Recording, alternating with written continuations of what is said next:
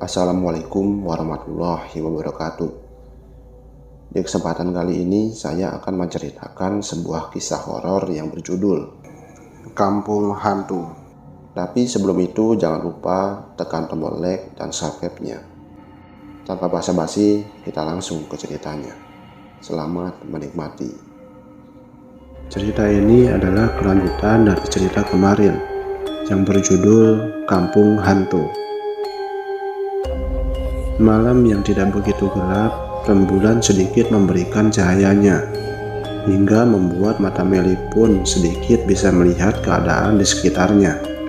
Meli yang baru saja memasuki kampung itu mencoba menenangkan pikirannya. Dia perlahan berjalan sambil terus melihat ke sekeliling kampung itu, dengan harapan menemukan Ridho kekasih hatinya.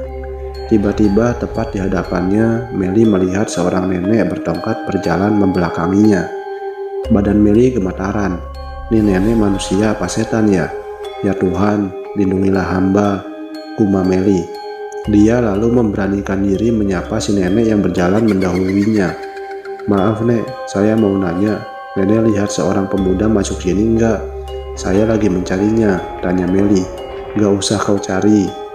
Ntar juga kamu bakalan ketemu, karena setiap manusia yang masuk ke sini akan menjadi warga di sini untuk selamanya. Si nenek menjawab tanpa menoleh ke arah Meli. Nenek itu berjalan terus. Sejenak Meli terdiam. Dia bermaksud mau nanya kembali, tapi si nenek sudah nggak ada. Loh, kok tiba-tiba hilang? Aneh, kata Meli dalam hati. Apa maksudnya si nenek tadi ya? Duh Ridho, lu kemana sih? Please ketemu dong, lo bikin gue jadi ketakutan gini tahu, gumam Meli. Begitu lagi berjalan, bagai maling yang mendap-endap, sesaat Meli melihat anak-anak yang bermain kelereng, dan wanita yang lagi mengisi kutu di kepala teman wanita satunya lagi. Dia juga melihat wanita parubaya lagi nyapu. Sama persis dengan yang tadi dilihat. Aneh banget, ini kan tengah malam, tapi mereka benar-benar sulit dimengerti, pikir Meli. Selagi diselimuti berbagai pertanyaan dalam benaknya, tiba-tiba Meli melihat seorang anak sedang memakan mentah daging kelinci. Mulutnya berlumuran darah. Meli terus melihatnya. Anak itu terdiam, kemudian menoleh ke arah Meli. Matanya melotot, lidahnya menjulur keluar, giginya bertaring, dan rambutnya gondrong acak-acakan. Perlahan Meli mundur. Seketika Meli menjerit ketakutan dan lari puntang-panting tanpa arah tujuan. Sesaat ia berhenti sambil melihat ke belakang. Takutnya anak itu mengejarnya. Tapi ternyata enggak. Namun begitu membalikan badan, nenek yang tadi ada lagi di hadapan Meli. Nek, tunggu, Meli teriak menghampiri si nenek. Si nenek pun berhenti. Belum juga Meli ngomong, si nenek membalikan badan dan menghadap ke arah Meli. Kaget luar biasa, Meli melihat sosok nenek itu matanya merah menyala dan mukanya rusak. Nenek itu kemudian ketawa ketiwi cekikikan sambil mendekati Meli. Meli menjerit ketakutan. Dia hanya bisa memejamkan mata dan melipatkan tangan di dadanya. Jangan ganggu aku nek, aku gak salah apa-apa, ucap Meli memohon. Tap, sebuah tangan meraba pundak Meli. Seketika Meli menjerit, ini aku, Ridho, ucap sebuah suara. Begitu Meli membuka matanya, ternyata benar, Ridho ada di hadapannya. Meli pun mendekapnya erat. Ternyata kamu. Ya Mel, kamu kenapa kesini? Ini tempat benar-benar angker, tanya Ridho. Aku nyusul kamu, aku khawatir sama kamu. Lagian kamu pakai masuk ke sini segala sih? Meli balik bertanya. Aku juga nggak tahu Mel. Awalnya aku mimpi, begitu sadar, aku ada di tempat ini. Aku nggak tahu sama sekali. Maafkan aku udah membuat kamu takut, jawab Ridho. Ya sudah, kita bahas di luar saja nanti. Yang penting kita harus keluar dulu dari tempat ini. Ini tempat benar-benar tempat setan, kata Meli. Ya Mel, Ridho pun memegang tangan Meli dan mereka beranjak pergi mencari jalan keluar. Namun Meli seakan lupa dari arah mana tadi dia masuk. Aku masuk sini kan nggak sadar. Mungkin kamu lebih tahu, tanya Ridho. Aduh Beb, kenapa aku lupa ya? Jawab Meli. Mereka pun berhenti sejenak. Mau kemana kalian? Tiba-tiba seseorang bertanya dari belakang. Serentak Rido dan Meli membalikan badan. Betapa kagetnya mereka. Terlihat sosok kakek tua dengan kepalanya yang hampir putus dan mukanya hancur, sedang berada di hadapan mereka. Seketika Rido dan Meli teriak, "Siapa kamu?" Dengan tubuh gemetar, Rido bertanya, sementara Meli ngumpet di belakang tubuh Rido, merasakan takut yang luar biasa. "Gak usah kalian tahu siapa aku. Yang harus kalian tahu, sampai kapanpun kalian gak akan pernah bisa keluar dari tempat ini. Kalian sudah menjadi warga di sini," jawab kakek itu. "Ayo Mel, kita pergi."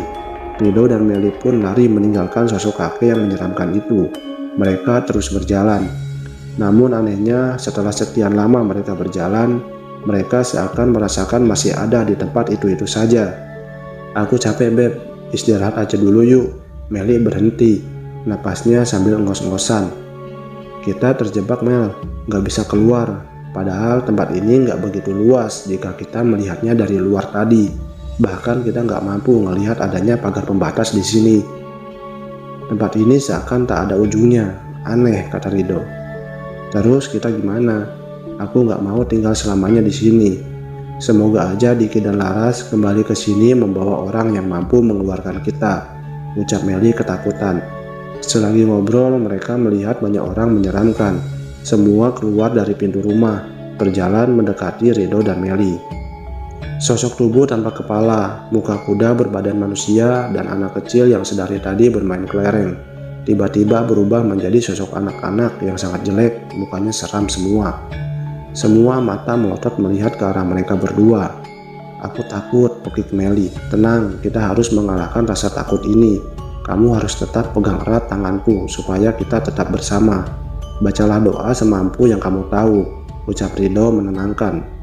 Kembali menceritakan Diki dan Laras yang baru saja sampai di rumah Pak Kades. "Permisi Pak," Diki mengetuk pintu. "Iya," jawab Pak Kades sambil membuka pintu. "Kalian?" "Iya Pak, tolong teman kami Pak." Tanpa basa-basi, Diki langsung minta tolong. "Memang kenapa dengan teman kalian?" tanya Pak Kades heran. "Kedua teman kami masuk ke hutan yang dibatasi pagar itu Pak," jawab Diki. "Waduh, Bapak kan sudah peringatkan jangan masuk tempat itu," kata Pak Kades. "Nggak tahu Pak, teman kami seakan ada yang menuntun masuk ke sana," jawab Diki. "Jalan satu-satunya kalian harus menemui kuncen gunung ini," kata Pak Kades memberi solusi. "Di mana Pak tempat kuncen itu?" tanya Diki. "Di ujung desa ini. Di sana ada rumah satu-satunya di tengah sawah, pas jalan di kaki gunung yang kalian lewati tadi. Namanya Ki Surya," terang Pak Kades. "Oh iya Pak, terima kasih Pak. Kita segera ke sana," jawab Diki. "Ya sudah, semoga berhasil," pungkas Pak Kades. Mereka pun pergi buru-buru. Setelah terus melihat mencari-cari, akhirnya ketemu juga rumah kuncen itu. "Sepi banget ya," Laras bergumam. "Jelas sepi lah, jam 3 subuh. Orang belum ada yang bangun," jawab Diki. "Tuh kayaknya rumah kuncen itu. Ayo Ras," kata Diki sambil menunjuk ke sebuah rumah. Akhirnya mereka tiba di depan pintu. Diki pun mengetuknya. Beberapa lama kemudian akhirnya ada yang buka. Seorang kakek tua. "Siapa ya?" kakek itu menyapa. "Maaf, apakah benar ini rumahnya Ki Surya?" tanya Diki. "Ya benar, saya sendiri," jawab kakek itu yang ternyata adalah Ki Surya. "Kami pendaki gunung Ki. Kami mengadakan camping di puncak. Kami mau minta pertolongan," jawab Diki langsung pada pokok masalahnya. "Masuk kalian, kita ngobrol di dalam saja," ajak Ki Surya. Mereka pun masuk ke rumahnya. "Pertolongan apa maksud kalian?" tanya Ki Surya. "Kedua teman kami masuk ke hutan yang dipagar itu Ki. Tolong kami," jawab Diki. "Apa?" Ki Surya terbelalak mendengar ucapan Diki. "Kalian benar-benar ceroboh. Apa kalian sudah minta izin ke warga desa? Mungkin mereka sudah ngasih wejangan sebelum kalian ke sana," tanya Ki Surya. "Iya Ki, kami pun sudah menemui Pak Kades. Beliau pun memang sudah wanti-wanti untuk tidak masuk ke situ. Tapi entah bagaimana teman kami seperti nggak sadar masuk ke sana. Seperti ditarik sesuatu kekuatan," jawab Diki. Sejenak Ki Surya termenung. Hanya satu yang bisa menolong mereka, namun itu sulit dilakukan. "Jika gagal, maka temanmu akan selamanya tinggal di sana," kata Ki Surya. "Apa itu Ki?" tanya Diki. "Sebentar," kata Ki Surya. Dia lalu masuk ke kamarnya dan kembali lagi. Kalian harus membawa kambing sebagai tumbal dan dikalungi kalung ini, kata Ki Surya sambil memberikan sebuah kalung. Tapi ingat, waktu kalian nggak banyak, kalian hanya punya waktu sebelum matahari terbit. Jika matahari sudah terbit dan kalian belum bisa melakukannya, maka mereka tak akan bisa keluar, kata Ki Surya. Segeralah kalian pergi sebelum terlambat, sambungnya. Iya Ki, kami akan berusaha, kami pamit dulu Ki. Terima kasih sudah membantu, jawab Diki sambil pamitan.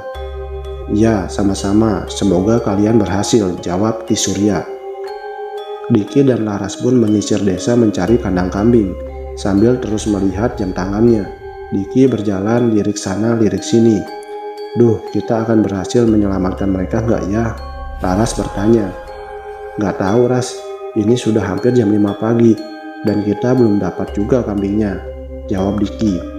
Alhamdulillah, tuh kayaknya kandang kambing Dik. Laras menunjuk sebuah kandang di depan pekarangan rumah warga. Iya Ras, kita coba ke sana, jawab Diki. Setelah benar-benar yakin itu kandang kambing, Diki dan Laras pun menghampiri rumah yang dikira pemiliknya itu. Permisi, teriak Diki. Pintu rumah pun diketuknya, dan tak lama kemudian ada yang membuka. Aden yang tadi siang ketemu ya? Ada apa? Tanya seorang lelaki parubaya pemilik rumah itu. Oh, ini Mamang yang tadi ya? Diki balik nanya. Iya Mang, kami mau minta tolong. Ternyata teman kami memasuki hutan yang dipagar itu Mang. Mereka ada di sana dan gak bisa keluar. Kami telah menemui Bapak Kuncen. Katanya jalan satu-satunya harus dikasih tumbal kambing Mang. Ucap Diki menjelaskan. Apa? Kau bisa ke sana sih? Kan Mamang sudah bilang. Jangan, bahaya, kata bapak itu kaget. Iya Mang, memang kami ceroboh. Panjang ceritanya Mang. Maaf, kami buru-buru. Tolong Mamang bantu kami. Kami butuh kambing, ucap Diki. Itu kambing milik Mamang kan? Telunjuk Diki mengarah ke kandang kambing dan bertanya. Tapi Mamang gak punya kambing lagi. Hanya itu tabungan Mamang Den, jawab bapak itu. Mamang tenang aja, saya akan membeli kambing Mamang seharga 3 kali lipat. Mamang tunggu aja di rumah Pak Kades. Mobil saya ada di sana Mang. Tunggu saya sampai kembali, ntar saya bayar. Gimana Mang?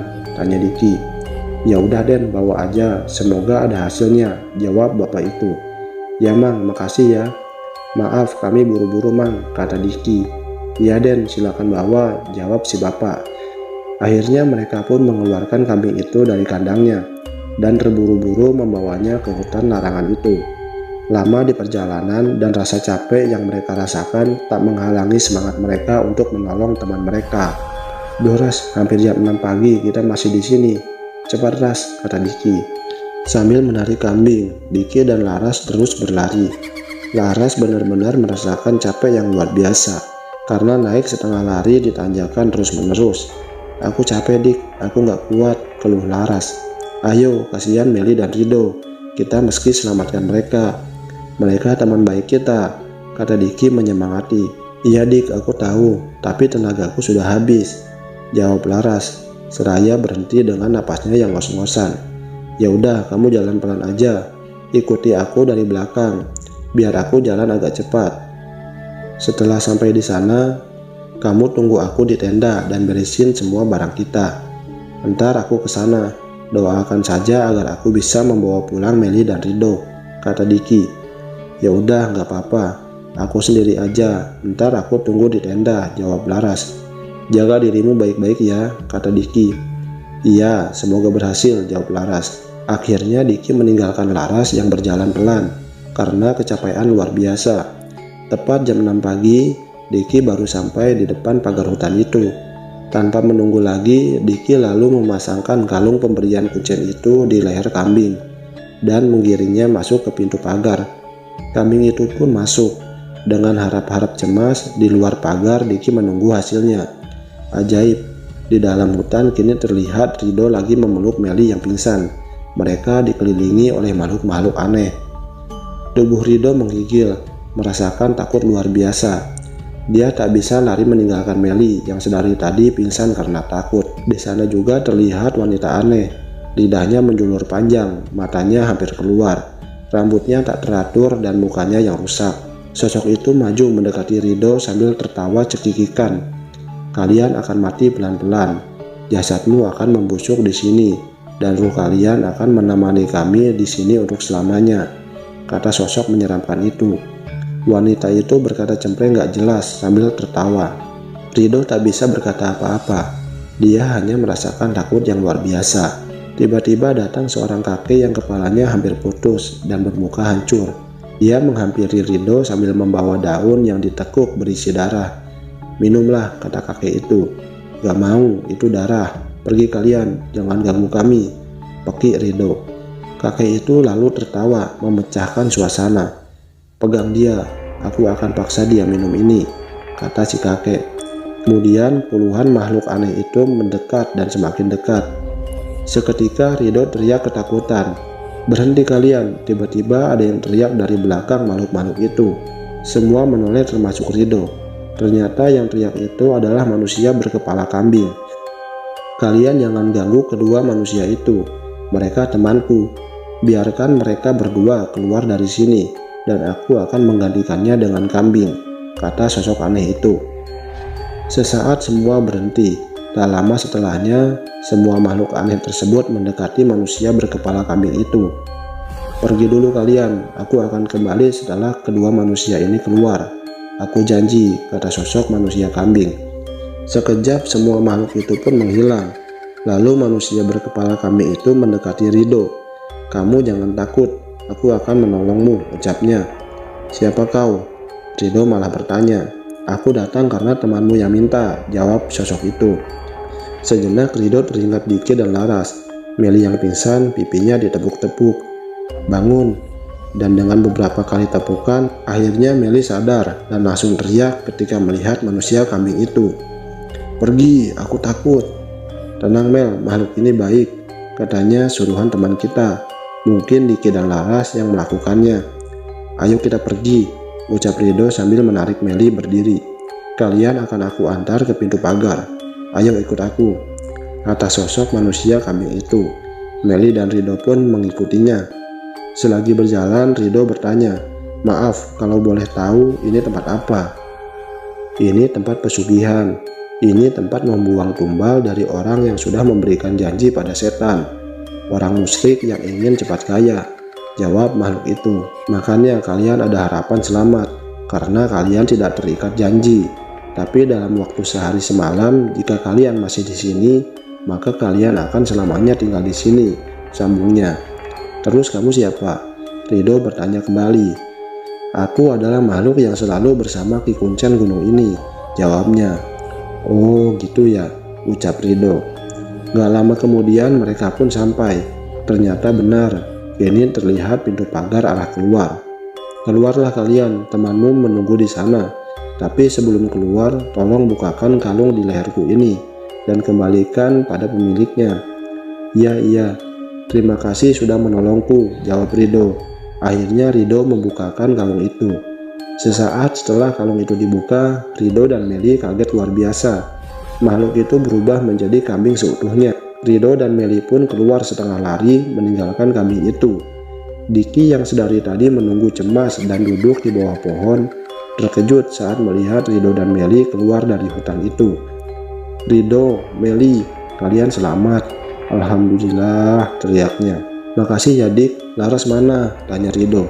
Mungkin sudah di tenda, tadi aku tinggalkan dia di jalan, karena takut gak keburu nolong kalian, jawab Diki. Terima kasih ya Dik, kamu lebih mengutamakan keselamatan kita. Ridho pun memeluk Diki. Kamu memang sahabatku, aku gak akan melupakan jasamu, ucap Ridho. Iya Do, sama-sama, jawab Diki. Udah yuk kita samperin Laras, gak enak ninggalin dia sendirian, Meli mengajak Diki dan Ridho. Mereka pun menuju tenda, dan ternyata Laras sudah ada di sana. Ridho, Meli, alhamdulillah kalian selamat, bakik Laras sedih bercampur bahagia. Iya Ras, makasih ya, ini semua karena kalian berdua, memang kalian sahabat kita yang paling baik. Meli pun memeluk Laras. Ya udah, barang-barang sudah saya beresin, mending kita pulang, mumpung masih pagi yuk, ucap Laras. Karena semua sudah diberesin, mereka pun pulang turun menuju ke desa. Oh iya dik, hampir lupa. Di dalam tadi aku ditolong manusia kambing. Dan dia menyuruh aku bukain kalungnya. Katanya kembalikan pada pemiliknya. Rido bicara sambil mengeluarkan sebuah kalung. Ya ampun, itu kalung yang tadi Ras, ucap Diki. Laras pun melihatnya. Iya dik, ya udah, ntar kita kembalikan ke kuncen itu. Memang dia pemiliknya. Oh iya, gimana ceritanya selama kalian di dalam? Tanya Laras. Ceritanya panjang Ras, ntar aja di mobil kita ceritain, jawab Rido. Tak lama kemudian sampailah mereka di rumah Pak Kades. Terlihat Pak Kades sedang mengobrol dengan Pak Petani yang punya kambing itu. Alhamdulillah kalian selamat, ucap Pak Kades menyambut mereka. Ya Pak, Alhamdulillah akhirnya kami bisa kembali lagi ke sini, jawab Diki. Oh iya Pak, tunggu ya, uang kami di dalam mobil, ucap Diki sambil mengambil uang dan kemudian membayar janjinya pada Pak Petani pemilik kambing itu. Makasih ya Pak atas bantuannya, ucap Diki. Iya Den, sama-sama, jawab Pak Petani. Selagi istirahat, Diki bicara. Oh iya dong, anterin aku yuk nganterin kalung ini ke rumah kuncen, biar Meli sama Laras di sini aja. Oke, yuk. Rido pun menganggukkan kepala. Mereka pun pamitan untuk mengembalikan kalung itu ke rumah Ki Surya. Sesampainya di rumah Ki Surya, Diki dan Rido pun mengucapkan banyak terima kasih pada kuncen itu dan memberikan sejumlah uang sebagai rasa terima kasihnya. Setelah itu mereka pulang kembali menuju Meli dan Laras di rumah Pak Kades. Setelah berpamitan kepada Pak Kades dan Pak Petani itu, mereka pun kembali pulang ke Jakarta dengan segudang pengalaman yang takkan pernah mereka bisa lupakan seumur hidupnya. Sekian untuk cerita kali ini. Semoga teman-teman suka dan terhibur. Dan bagi yang baru bergabung, jangan lupa tekan tombol like dan subscribe-nya. Terima kasih dan wassalamualaikum warahmatullahi wabarakatuh.